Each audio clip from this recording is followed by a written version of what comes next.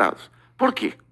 Porque, claro, imagina você estar no meio de uma tempestade, no meio do vento, das ondas, do mar e tudo, na escuridão, e assim, do nada, vê uma figura que vai se aproximando de você, caminhando sobre as águas, na escuridão. O que você pensaria? O que eles pensaram é que estavam vendo um fantasma. Quer dizer que eles acreditavam em fantasmas. Então, aí estava essa figura, e eles ficaram apavorados, um fantasma, e gritaram de medo.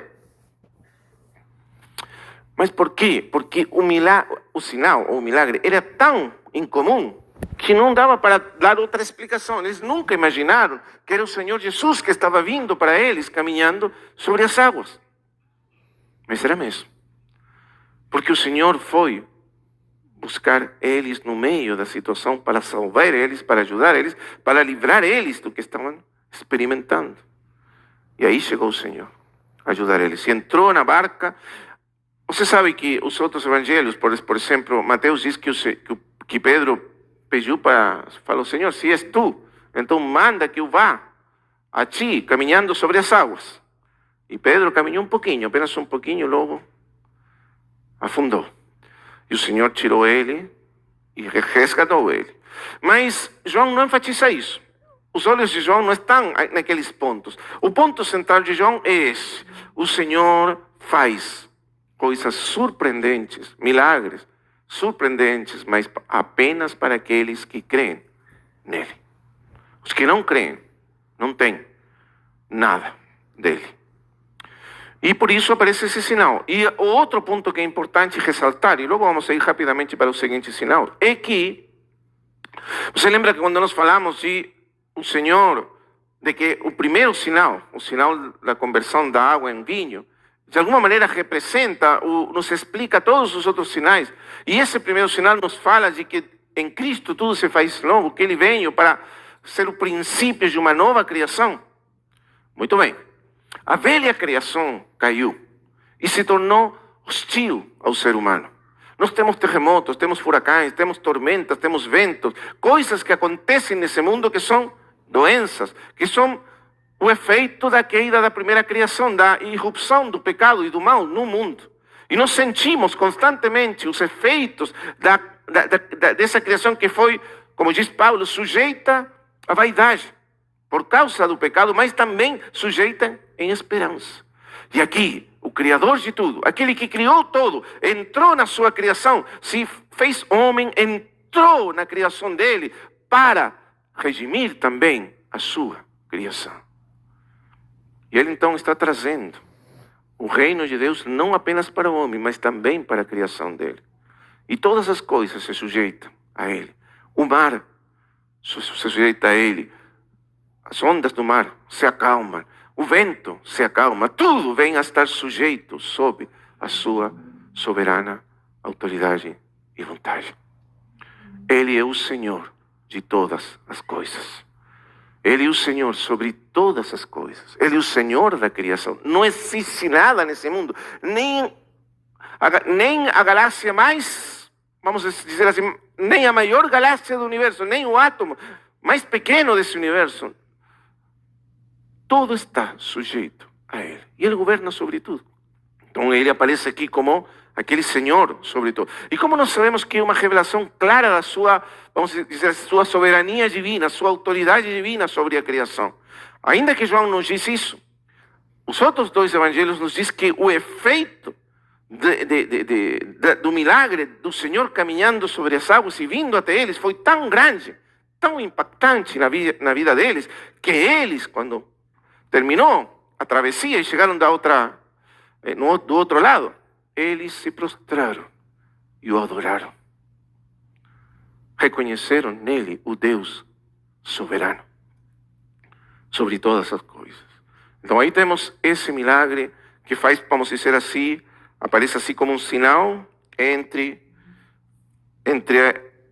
o sinal dos pães e os peixes e a explicação deles. Vamos continuar então, irmãos, para o capítulo 9, o sexto sinal.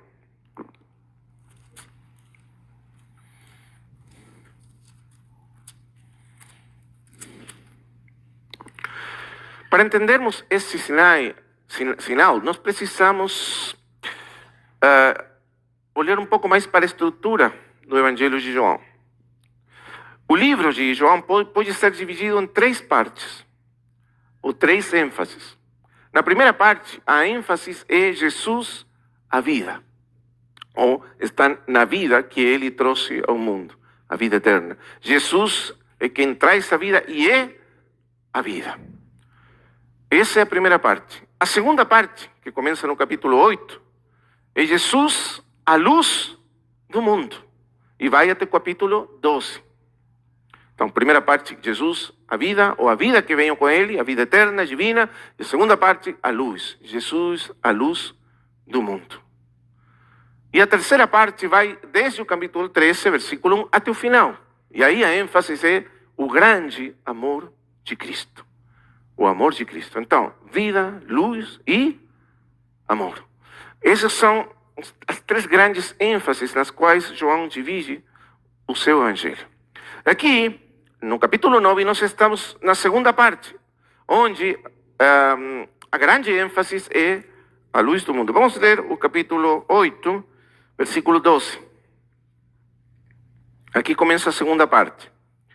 Outra vez, Jesus falou-lhes dizendo: eu sou a luz do mundo. Quem me segue não andará em trevas de nenhuma maneira, mas terá a luz da vida. E aqui temos essa segunda parte. Jesus, a luz do mundo. Quem me segue não andará mais em trevas, mas terá a luz da vida. No prólogo do Evangelho, João diz assim, vamos ler lá no capítulo 1. Veja o que ele diz. Capítulo 1. Versículo 4. Nele, aqui no verbo divino, eterno, que estava com Deus, nele, nesse verbo, estava a vida. Quer dizer, a vida é a propriedade do verbo eterno de Deus. Ele é a fonte de toda a vida. Toda a vida que existe, de alguma maneira, procede dele, vem dele. A vida tem a sua origem nele, porque ele é a fonte da vida. Ele é, como diz também, em outra parte diz, ele é o autor da vida. Ele é a fonte de toda a vida. Nele estava a vida. Mas ele possui essa vida nele mesmo, e por isso a vida dele é eterna e increada. Nele estava a vida. E a vida era a luz dos homens. A luz resplandece nas trevas, e as trevas não a dominaram. Ou a venceram também, pode ser. Não conseguiram vencer a luz. Porque assim como quando você acesa as chamas de uma vela, você pode ter uma enorme escuridão, um quarto assim desse tamanho, na escuridão total, nas trevas totais, mas você acesa apenas as chamas de uma velinha assim, e essa luz pequena é suficiente para vencer todas as trevas. Porque as trevas não têm poder nenhum contra a luz. A luz vence sempre as trevas.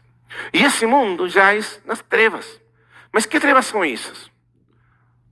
Quando João fala das trevas, o que ele está falando? Ele está fazendo essas contraposições que são muito claras no Evangelho de João.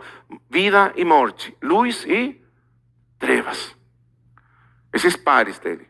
Mas o que quer dizer ele com trevas?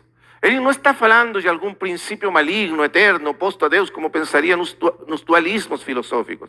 Que as trevas é o mal, como se o mal existisse por si mesmo e fosse um princípio eterno, oposto a Deus, mas equivalente ao bem que é Deus. Não, esse não é o pensamento da Escritura. A ideia das trevas aqui são as trevas morais, espirituais do coração humano. O mundo jaz nas trevas. Mas não apenas isso, mas também significa aqueles poderes das trevas que estão, vamos dizer assim, dominando e oprimindo a raça humana. As criaturas que se rebelaram contra Deus. É isso que ele quer dizer com as trevas. E essas trevas estão no mundo, mas a luz, quando ela brilha, ela sempre vence todas as trevas. Então, aqui, no capítulo 8, ele diz, o Senhor diz, Eu sou a luz do mundo. O mundo está já nas trevas.